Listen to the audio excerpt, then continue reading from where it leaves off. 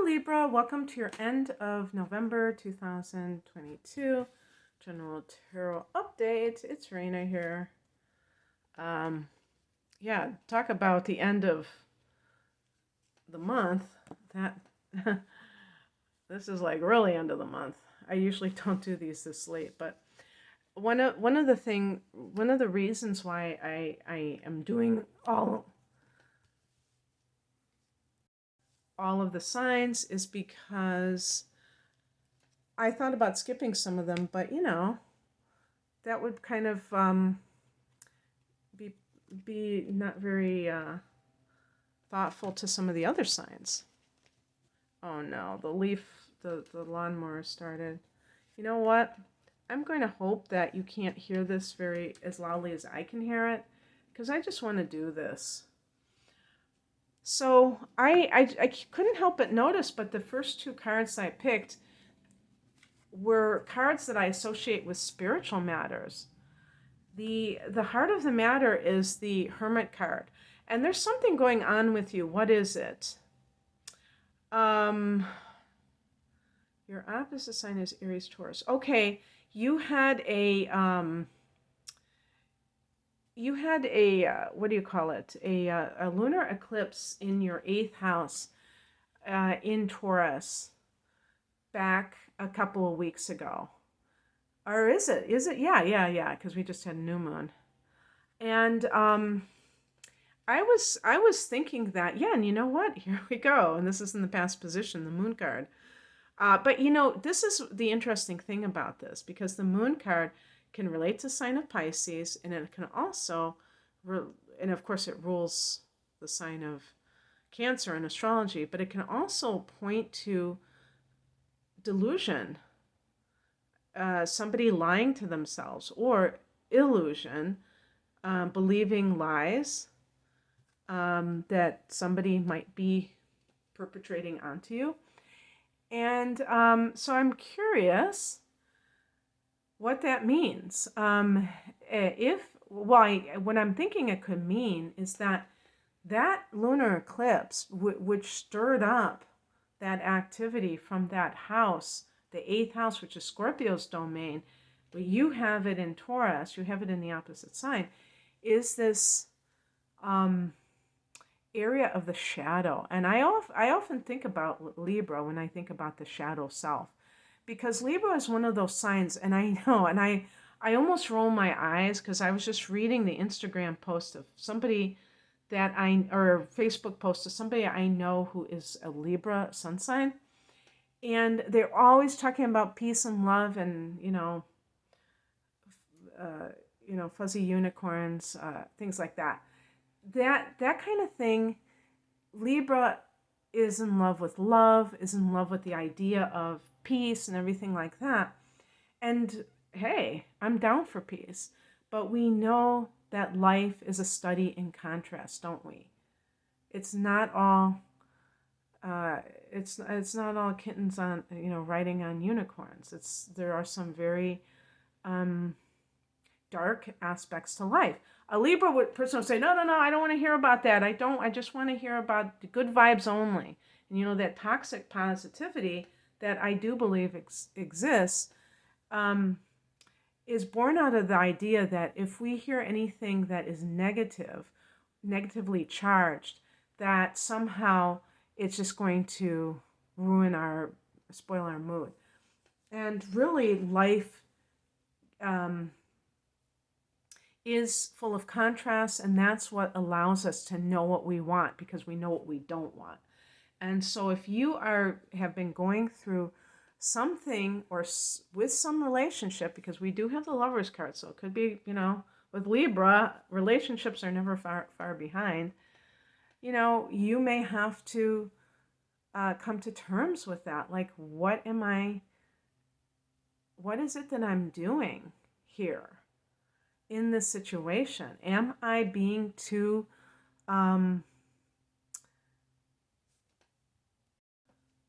unwilling to even express my own rage or sadness about something that happened that I didn't want to happen. I would say especially anger. I think that's something that you guys have to own, not as rageaholics, but as human beings. Human beings who, have times when you feel angry about what has transpired.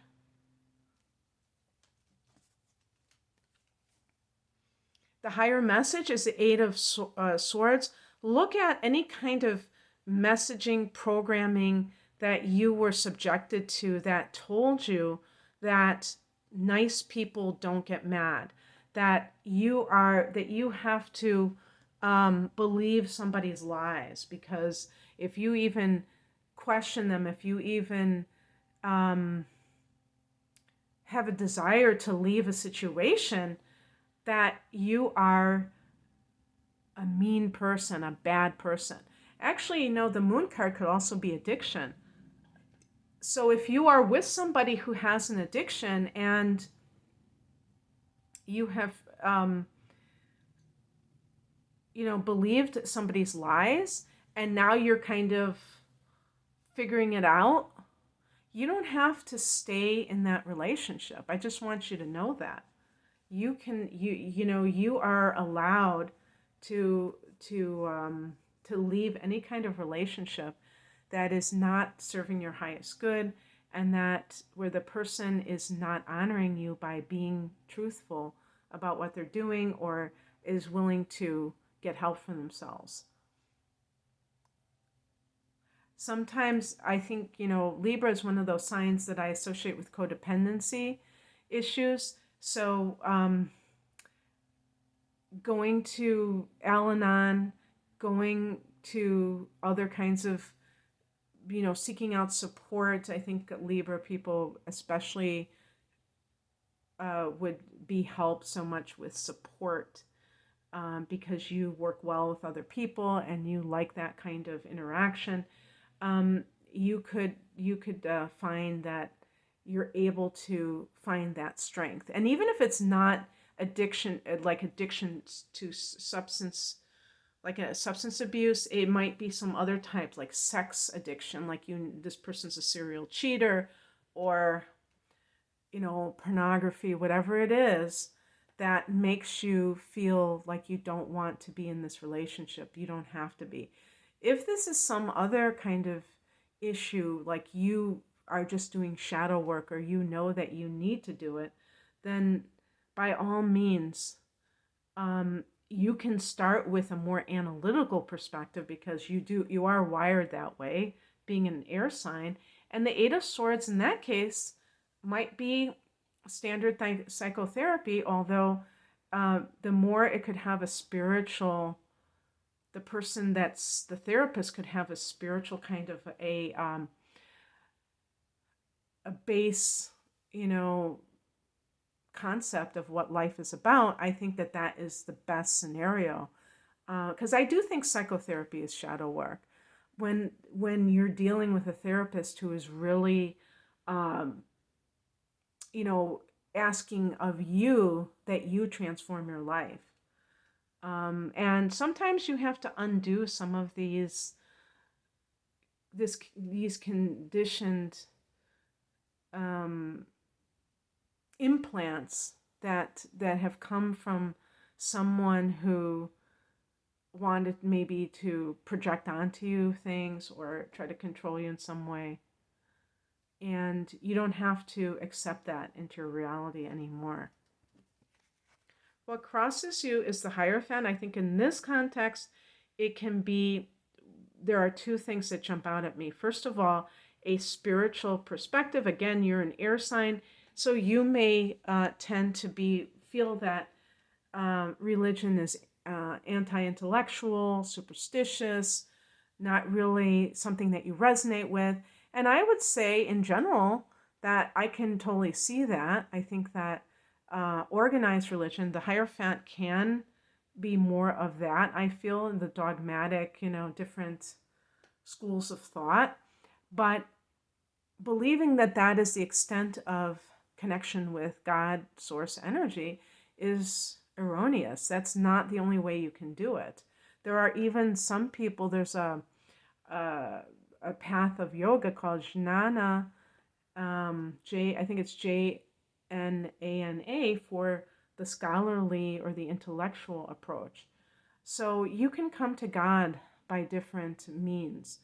And you can also explore it in a much more open-ended way. So maybe if you've had a bad experience with organized religion, that's kind of where you get those ideas from. But there is religion and there is spirituality. Also, with this card, I think of tradition and conformity. So Libra has to be willing to be a nonconformist, to go against the grain. And you might fear that other people will not accept you in that way, in that role. And so conformity seems like a safer thing to do, but it's not the authentic path. So you have to always honor that authenticity within yourself. What is coming in is the Lover's card. This is a card of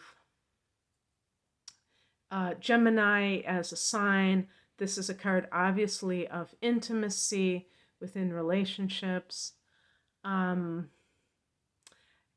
This could be something that is coming into your reality because this is the position for that. Now, you may be, perhaps you've just recently gotten divorced, and that soul searching is you trying to say to yourself, what went wrong? You know, what's wrong with this picture? Why didn't my relationship work out? Which is a good thing to do, actually. I think that, questioning what didn't work out is not foolish by any stretch of the imagination. It's actually the sign of somebody who is growth oriented. And the end result can be that you become open for, by doing this, you realize what went wrong, what did this person that I chose to bring into my life, was that even a good choice to begin with? Did I exercise good judgment in this, or did I kind of drop the ball? Was I kind of emotionally needy of a relationship, and I didn't have high standards at that time? Did I believe the lies of someone and I saw red flags, but I kind of chose to ignore them? And that, these kinds of questions are very important. And especially because the Lover's card is really about bearing your soul with another person and not just being, shallow in relationships. Some of you Libra people, if you have Venus in Libra, for instance, you may have to deepen your attitude towards love, because you may focus, you may put too much emphasis on the wrong things.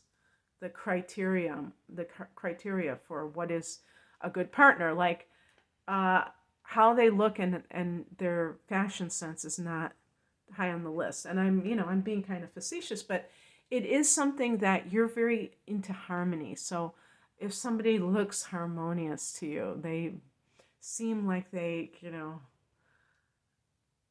kind of fit for you, then that is something that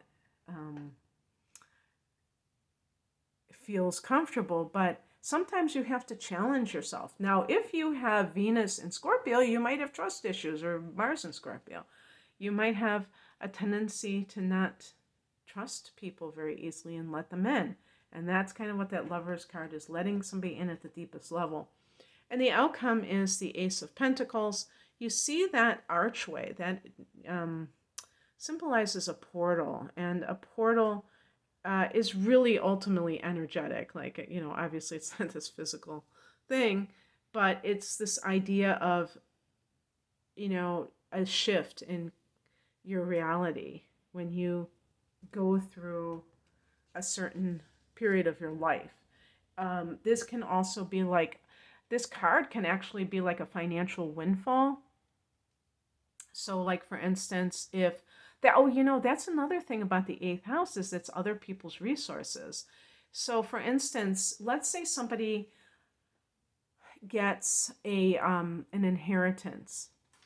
And it's not just, $1,000. It's like many thousands of dollars. And it actually changes their life. It's life-changing. You could say that that event is like a portal, like it propels them into a whole new life. Now, does that mean that everything is hunky-dory? Well, for the time being, the person may have this euphoric feeling, but eventually things settle down and they still have to live in the world, deal with everything. It might make things easier to a certain degree. Or let's say if somebody wins the lottery and then they're just like, oh my God, I can't believe it. And a year later, they're broken, unhappy because they really didn't change at a fundamental level. The only thing that really changed was that circumstance.